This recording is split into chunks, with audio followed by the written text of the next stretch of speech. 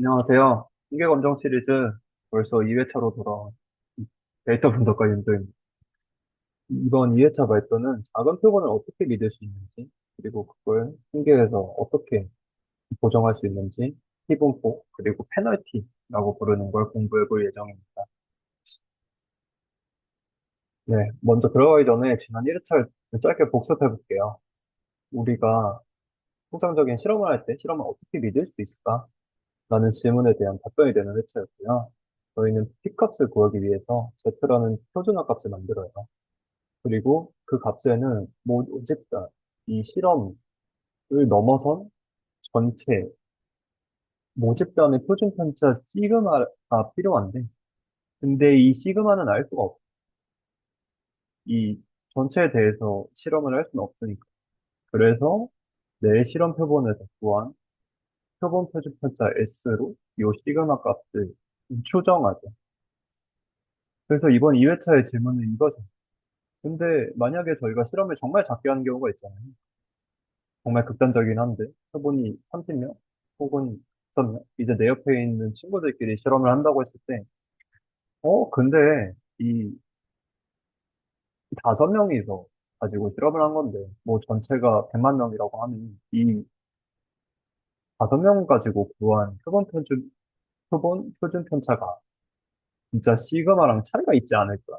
뭔가 불안한데, 에 대한 답변을 해보려고 합니다.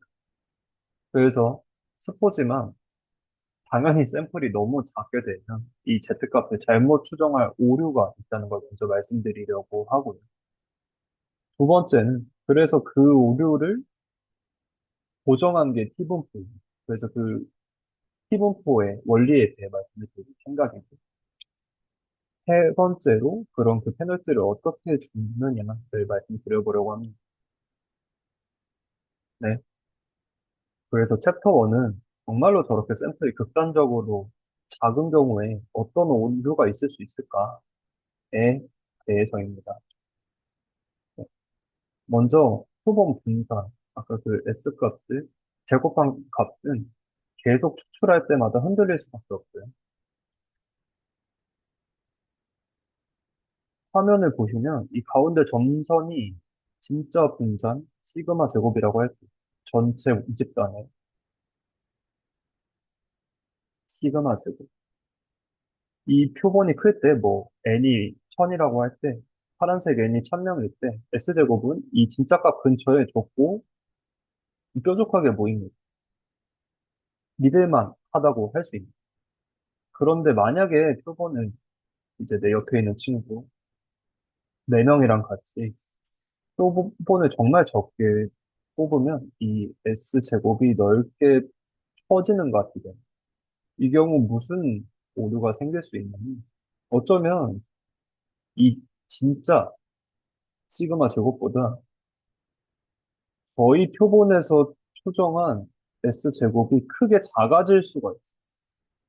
뭐 n-5는 지금 높이가 이 정도인데 n-10이면 여기 중간쯤 되고 100이 되고 1000이 결국 작은 표본에서는 뭐 당연하겠지. 이 표본에서 뽑은 S가 진짜 전체 분산과 크게 다를 수가 있다. 근데 그럼 이 S가 왜 위험한가? 그게 중요하겠죠. 결론적으로 이 S가 작아지면 Z값이 너무 커질 수가 있어요. 이 산식을 보시면 저희가 구하는 Z값, 결국 실험의 P-value를 결정한 이 Z 확률 변수 산식이고요. 분자는 그냥 1챕터에도 했지만 X바 마이너스 뮤를 S 나누기 루트 N 한 건데 여기 분모에 S가 있죠. 그러면 S가 너무 작으면 Z는 어떻게 될까? 분모가 작아지니까 너무 심플하게 Z는 커지겠죠. 그럼 Z값이 올라가고 그러면 실제로는 별 차이도 아닐 수도 있는데 우연히 S가 작아지니까 Z가 커지다 이런 효과가 나버리죠. 그러면 저희는 이거 유의한데? 우연이 아니네 라고 판단하고 그냥 배포해버릴 수가 있어요. 이렇게 예시를 갖고 왔는데요. 요 왼쪽은 저희가 S값으로 전체 모집단, 시그마 분선을 수정했을 때 거의 진짜에 가까울 때 좋은 예시고요. 운이 좋은 거거든요. 그리고 이쪽은 그렇지 않을 때 예시. 일단 왼쪽부터 봐줄 수 있는 S가 진짜로 이제 모집단의 흩어질과 가깝게 나오면은 Z가 뭐 1.2가 나왔다고 해요. 그럼 요 값이 P 값인데, 요 바깥 꼬리 넓이가 P 값인데, 어? 뭐 유의하지 않네? 실제로 별 차이가 없네. 그랬을 때 배포를 안 하죠. 그럼 뭐 올바른 판단이 될 수 있는 건데. 만약에 다를 경우가 있어요. 실제로는 Z가 이 정도인데, Z 값이 2.5로 클 수 있다는 거. 샘플 수, 요 S가 작아지는 경우, Z가 커지면 P는 작아져. 근데 저희가 P 값이 몇 점 몇 이하면은, 어, 우연히 확률이 적네라고 판단하죠. 0.05점. 그러니까 결국 유의하다고 착각해버릴 확률이 늘게 돼요. 네. 우연히 S가 작다. 그래서 Z가 뻥튀기 된다. 그러면 요 바깥 넓이가 작아지니까, A 우연히 확률이 이거밖에 안 돼? 뭐 0.03이야? 그러면, 너무 잘했다, 우리. 하자, 효과 있다. 이렇게 될 확률이 있는 거야. 그래서 결국 실제 효과 차이, 뭐 A 그룹, B 그룹의 차이는 똑같은데, 요 S 값이 흔들려 버려서 Z 값이 실제보다 과대 추정할 수가 있고, 그러면 P 값도 그에 따라서 과소 추정할 수 있는. 그래서 결국 챕터 1에서 저희가 완전 베이스인 Z 분포는 이 착시 효과를 막는 보정항이나 테너피가 없어요. 그래서 그걸 보정하기 위해 탄생한 게 T 분포입니다. 네. 요약하면 이렇습니다. Z 분포는 요 시그마, 거의 샘플이 아니고 아예 전체의 시그마를 확실히 안다라고 전제해요. 근데 요거는 결국 알 수가 없으니까 언제까지 거의 샘플에서의 표준 편차로 추정할 뿐인데 이건 흔들릴 수 있죠. 추정은 완전하지 않아. 샘플을 적게 풀수록 더 흔들릴 수밖에 없고요. 그래서 이런 불확실성이 너무 위험하니까 요거를 어떻게 요리조리 고정해보자 하고 해서 나온 게 T분포입니다. 네. 챕터 2고요. 그래서 Z분포의 페널티를 어떻게 가했는지를 말씀드려볼게요. 네. 요 화면에 두 개의 종 모양이 겹쳐 있는데요. 요 Z가 파란색이 검정색 같기도 한데, 네. 네. 노란색이 오늘의 T분포예요. 뭐, 자유도가라고 해볼게요. 뭐, 그렇게 중요하진 않고. 결론적으로 T분포는 Z보다 요 꼬리 모양이 두껍다. 꼬리 모양이 두껍다라는 것은 요 위에 제일 고점에까지 조금 낮다는 거고, 여기 꼬리 값이 조금 더 위에 있다는 거라서, 요 극단 값이 나올 확률을 더 크게 보는. 뭐, 예를 들어서 여기 가운데가 0이라고 할게요. 그럼 저기 1, 2, 3, 4, 5, 6, 100까지가. Z분포에서는 여기 100까지 가는 값이 0이라고 했을 때, T분포는 조금 더 보수적으로 보니까, 극단값, 여기 있는 100, 1000에도 한 개, 두 개 정도는 있을 수 있을 거야. 즉, 그래도 이 정도 극단값이 나올 확률이 있긴 있어. 라고 판단하는 거고, 그 말은 곧, 요 결과값을 기존의 Z, 표준 정규분포가 더 보수적으로 판단하게 됩니다. 그러면 이게 왜 요 T분포가 꼬리가 두꺼워지냐? 라고 했을 때, 아까 말씀드렸던 Z값에서 S가 흔들리면, 이제 S가 작아질수록 Z가 과대 추정될 수 있잖아. 그래서 과대 추정되는 거를 최대한 막아보자 이 위해 방금 말씀드렸던 이, 이 왼쪽, 오른쪽의 극단값 사이에 확률을 추가해 줍니다. 혹시 모르니까 극단값이 있을 수 있지 않아? 라는 거죠. 그래서 잘못 판단하는 경우를 일부 보정해 줄 수 있다. 요걸 한 단계 더 나아가서 n 값으로 생각하면 이렇게 돼요. 피분포가 뭐 항상 이렇게 꼬리가 두껍게 퍼져 있는 거 아니고요. 표본이 두 명이라고 해요. 요런 분포. 완전히 두꺼운 이때 이 고점이 제일 낮죠. 그래서 샘플 수가 이제 두 명에서 다섯 명, 스무 명으로 늘릴수록 점점 높고 뾰족해지고 이 표변이 계속 무한대로 커질 경우에는 결국 Z분포랑 똑같이 뭐 굳이 무한대가 아니더라도 저희 실무 테스트 할 때 적당히 큰 표본이면 점점 Z값에 가까워진다. 그냥 이렇게 이해해 주시면 되고요. 결국 요 T분포의 페널티를 가한다는 것은 표본 샘플이 작을 때 Z랑 T의 차이가 크게 느껴지고 결국 N이 어느 정도 커지면 Z랑 T는 비슷한 모양을 취하게 됩니다. 네, 그래서 챕터 2는 T분포가 Z랑 왜 다른지에 대한 체크하는데요. 결국 T분포는 인정하는 겁니다. 아, 근데 내가 이번 샘플 정말 실험되게 잘했는데 혹시 틀릴 수 있어. 그치? 완전 극단값. 뭐 10만이 나온 사람이 한 명쯤은 있지 않을까? 그것까지 생각해야 되지 않을까에 대해서 인정하는. 그래서 정규 분포인 Z에서 페널티를 반영해서 이 T분포로 검정하게 됩니다. 왜냐하면 샘플이 작을수록 그 조그만한 편차에도 흔들릴 수 있고 잘못 집계할 수 있고 오류가 있기 때문입니다. 네. 그래서 하이라이트. T분포가 어떻게 페널티를 가해지는가. 뭐 골치 아픈 부분이지만 최대한 쉽고 간단하게 해보겠습니다. 네. T는 정말 간단하게, 정말 이걸 구하는 산식이 있고, 그것을 분자 분모에 곱하고, 통계적인 수식이 있습니다. 정말 간단하게, 이렇게 분해할 수 있습니다. T는 Z값, 앞서 챕터 1에서 배웠고, 계속 말씀드리고 있는 이 표준화 값이 분자, 결국 분모로 보정해줍니다. 분모가 뭐 읽으면 루트 카이 제곱 나누기 df 자유도인데요. 완전 쉽게는 요 표준화값 Z가 있잖아요. 그러니까 Z랑 똑같아. 근데 분모에 요걸로 고정해 줄 거야. 요 뒤에 있는 분모는 요 표본 분산이 이 파이 제곱이 자유도 이게 얼마 정도 흔들려으로 분모를 넣어줘서 요 Z 값을 살짝 고정해 준다고 생각하시면 돼요. 그래서 요 마지막 챕터 3은 요 Z와 파이 제곱과 자유도를 말씀드리고 끝내보겠습니다. 먼저 카이 제곱 분포를 말씀드려 볼게요. 이 카이 제곱이란 말이 괜히 팬시해 보이고 되게 어려운 느낌이 있는. 저도 좀 공부를 해보니까 그렇게 어렵진 않았어요.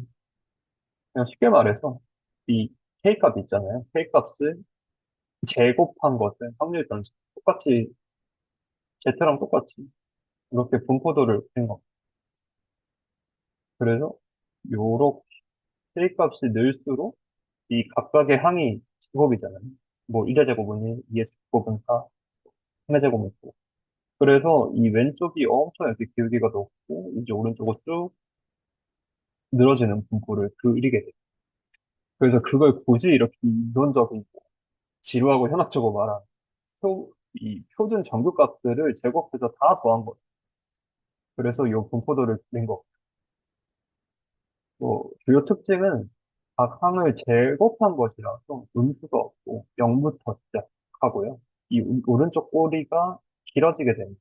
그렇게 했죠. 제곱했으니까 이쪽 왼쪽에 있는 값들이 크고 오른쪽으로 쭉 커집니다. 간단히 말하면 이 흩어짐, 이 제곱의 합이 얼마나 되는지를 재는 분포가 카이 제곱. 쉽게 말해서 아 얼마나 흩어졌네를 해는 분포. 그럼 결국 이 카이 제곱이 저희가 보정하려는 이 수동 분산과 무슨 상관이 했을 때 n-1 곱하기 s제곱을 시그마 제곱을 나눌 거야. 이게 이 카이 제곱 자유도 n-1인 카이 제곱 분포를 따른다라는 말입니다. 말로 풀면 이 카이 제곱은 표본 분산 있잖아요. 그만 이 진짜 분산이랑 비교해서 한 얼마나 차이를 담고 있는 분들. 그래서 아까 요 t의 분모에 요 흔들림이라고 표현한 거예요. 카이 제곱과 df가. 그래서 t의 분모에 카이 제곱이 들어가는 거고요. 한 번 더. 요 카이 제곱은 흔들림을 표현해요. 요 자유도가 콘질수록 오른쪽으로 커지니까. 아, 이 정도 흩어져 있네를 알 수 있어서 얼마나 흔들리는지를 지금 구할 때 이 카이 제곱을 굳이 쓰는 거고. 그래서 아, 내가 지금 샘플로 5명밖에 안 하고 있는데 이게 이 정도는 흔들릴 수 있어를 카이 제곱을 알고 있어서 카이 제곱을 쓰는 거고. 디테일하게는 이런 수식으로 구할 수 있는. 보통 표본 분선을 구하는 공식이 있어요. S 제곱은 시그마 xi 마이너스 x가 제곱의 합을 n-1로 두는 거고, 이 양변에 n-를 곱해요. 그러면 여기는 n-1이 없어지죠. 그리고 이거를 시그마 제곱을 이제 둘 다 분모에 넣어주면 이게 저희가 표준화한 값, 요 값이 z거든요. 그래서 요 값에 z가 되고 이게 카이 제곱입니다. 그래서 결국 요 표본 분산과 같은 말이고, 요건 완전 수학적으로 계산한 거고, 요거를 굳이 막 이해하고 막 외울 필요는 없어. 결국 포인트는 요 편차 항들 있잖아. 요걸 시그마로 누는 순간 요걸 통계적으로 표준화라고 하고요. 이 표준화한 값들의 제곱합이 결국 카이 제곱이에요. 그래서 결국 아까 보셨던 요 n-1, 요 값들 있잖아요. 요 분모분산을 구하는 식이 결국은 아까 n-를 곱했으니까 카이 제곱 곱하기 자유도랑 같네. 그러면 그냥 부분 분산을 이렇게 구할 수 있겠네. 라는 거고요. 참고로 여기 자유도가 n이 아니라 n-를 곱하는 이유는 진짜 평균 뮤 대신 표본 평균 x바를 쓰니까 한계가 없어지잖아요. 그래서 그 값을 빼고 나머지를 구하는 거라서 요 표본 평균만 제외해서 마이너스 1입니다. 그래서 결국 사실 요 내용 다 필요 없을 수도 있고 정말 쉽게 말해서 내가 가지고 있는 샘플의 분산이 요 진짜 분산이 있지 않나. 시그마 제곱이 있지 않나. 그거 대비 얼마나 차이를 볼 수 있는 값이라서 아까 저희가 말한 표본부의 분모의 요 값으로 표본 분산을 추정하는 거. 네. 자, 전체 식을 한 번 더 보겠습니다. 네. Z. 평소처럼 이제 몇 배나 벗어났냐? 저희가 계속 구하고 있던 요 Z 값이 분자고요. 분모는 카이 제곱에 df로 넣는다. 요 표현 분산이 흔들리는 정도다. 그래서 결국 Z랑 T분포는 똑같다. 근데 T는 뭘 해주냐면 분모에 요 표본 내가 갖고 있는 분산이 보통 이 정도 흔들려. 그러니까 우리는 Z보다 조금 더 널널하게 봅시다. 라는 게 T분포인 거예요. 요 카이 제곱 흔들리는 정도로 나눠줬어요.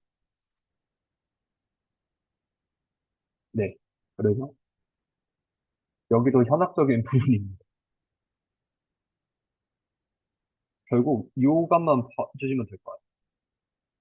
방금 보여드린 요 t를 구하는 개념적인 식은 한 번에 구할 수가 없고, 그래서 요걸 수학적으로 풀었을 때 x바, 그 우리가 가지고 있는 샘플의 평균을 전체 평균이 빼고 s가 내가 갖고 있는 샘플의 편차를 루트 n으로 나눠줄 거야.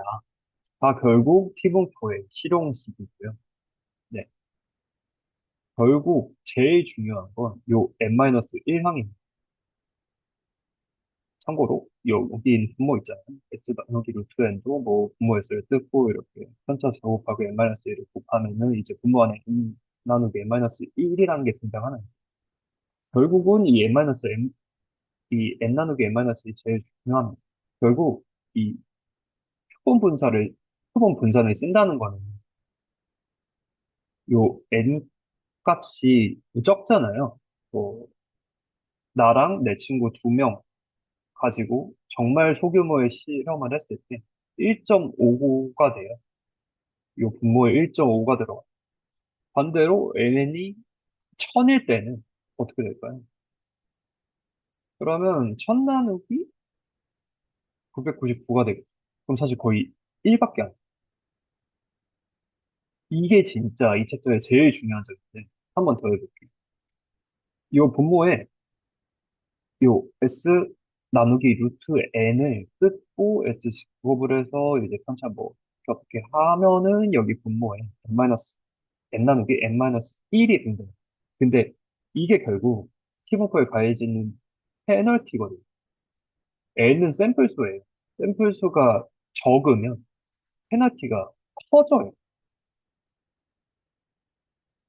n이 3이면 3 나누기 2가 되죠. 그럼 1.5배가 분모에 T값이.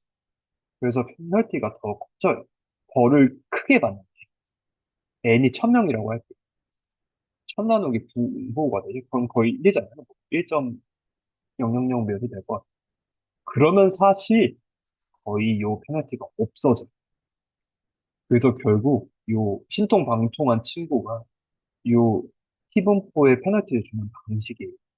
야, 너 샘플 3개밖에 안 쓰는, 넌 큰 벌 받아 이거고, 넌 그래도 샘플 수가 적절한데? 그럼 페널티 조금만 받아. 인 거죠. 그래서 결국 맨 마지막으로 자유도라는 걸 한 번 더 들어가 볼게요. 자유도는 믿을 수 있는 정보량이에요.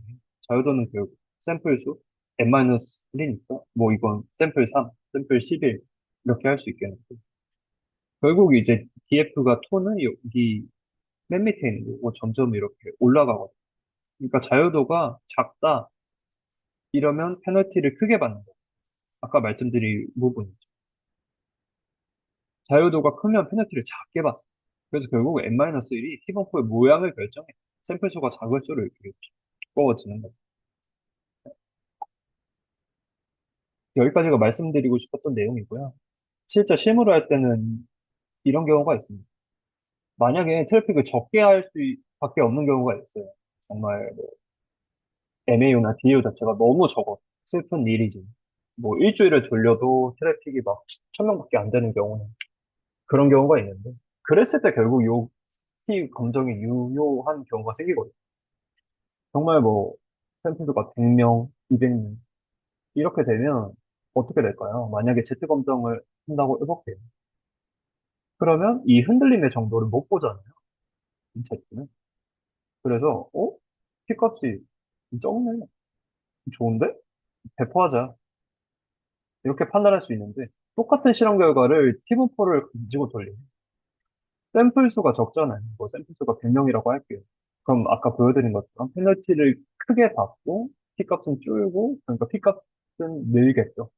그러니까 0.05가 커지니까 우연인 확률이 높은데? 엥? 이거 유의하지 않아요. 이거 배포하면 안 돼요. 라는 판단이 가능해지게 됩니다. 그래서 결국 표본이 작을 경우에는 내가 가진 표본의 분사, 그 흔들림의 정도까지 계산해주는 T가 안전하다는 거. 대체로 판단하면 위험한 거죠. 그래서 정말 심플하게 정리하면 이제 표본이 크고 샘플 수가 뭐 그거는 이제 MD 트래픽이나 서비스 프로덕트마다 그 표본이 큰지 작은지 당연히 구하는 방법 별도로 있지만 표본이 크고 이 집단에 분단을 안다 그러면 Z고 근데 표본이 작고 이제 스그마를 모른다 그러면 거의 T분포를 씁니다. 근데 이걸 모르는 경우가 거의 많죠. 그래서 사실상 T분포가 기본이긴 한데요. 근데 이건 정말 수학적인 이론일 뿐이고 사실 요 지표 종류가 크긴 합니다. 이 내용은 제가 추가적으로 쓴 건데 거의 비율형 지표 있잖아요. 쉽게 말해서 전환 CTR 같은 경우로 메인 지표를 실험 경우를 잡는 경우는 이제 0, 1 둘 중 하나밖에 없잖아요. 뭐 예를 들면 이 사람이 결제했어? 결제 안 했어? 전환율 3%를 정하잖아요. 샘플이 100명 중에 1명이 결제했다. 그럼 3%. 그 경우 또 이제 완전 수학적 기초로 르노이 분포라는 게 있어요. 0과 1 둘 중에 하나밖에 안 나오니까 그 확률 변수를 또 이렇게 불러놓은 값들이 있어요. 요 벨르누이 분포는 둘밖에 없으니까 요 평균을 알면 분산을 구할 수 있어요. 요 벨르누이에서는 이렇게 약속해서 그래서 놀랍게도 비율형이면은 요 집단 전체의 분산을 알 수가 있어서 요 S를 걱정할 필요가 없어요. 그래서 이 경우엔 테스트나 거의 카이제오 검정을 합니다. 근데 반면 연속형 지표를 메인 지표로 잡는다고 할게요. 성공 지표로. 뭐 예를 들면 이제 매출인 시간, 뭐 매출은 0만 원, 1만 원, 2만 원, 9만 1천만 원도 나와 있고. 근데 이 경우에 이 평균을 알고 있어도 분산은 제각각이잖아요. 그래서 결국 분산을 모르죠. 음, 그래서 뭐 거의 이런 경우가 이제 많고. 그래서 이 경우에는 이제 단순히 Z 분포로 하면은 요 S값이 나서 흔들리니까 이 경우 테스트를 합니다. 그래서 결국 어떤 검정을 선택하느냐는 요 이제 비율이냐 연속이냐로 제가 선이상 구분했는데 그게 중요하다기보단 결국 요 값이 제일 중요해요. 시그마를 아느냐 모르냐가 제일 중요해요. 이게 저도 사실 공부 중인 거지만 왜 이런지 이해를 하면 조금 더 이 테스트를 선택하는 방식을 알게 되는 것 같아요. 그러니까 결국 이 비율지표 있잖아요. 그러니까 비율지표네? 그럼 무조건 Z나 이제 8제곱이에요. 이렇게 가야 되는 게 아니고 비율이면 왜 Z를 써? 라고 생각해 봤을 때 비율은 이 블루노의 분포다. 그래서 모집단 전체의 분산을 알 수 있어요. 얼마나 흩어진지 알 수 있으니까 그러면 S를 걱정 안 해도 돼. 그래서 Z인 거구나. 연속형은 반대죠. 분산을 몰라요. 10만이 알 수 있으니까 어차피 S로 수정해야 돼. 그니까 아까 봤던 자유도 n-1을 분모에 고정을 넣은 t-테스트를 해야 돼. 로 가는 거죠. 네. 그래서 여기까지 챕터 2 내용이었고요. 세 줄로 정리할 수 있을 것 같아요. 표본이 작을 경우에는 S가 흔들려서 Z값이 과대 추정될 수 있다. 그래서 T분포는 이 경우를 최소화하려고 또 불확실성만큼 수배를 두껍게 해서 페널티를 준 분포다.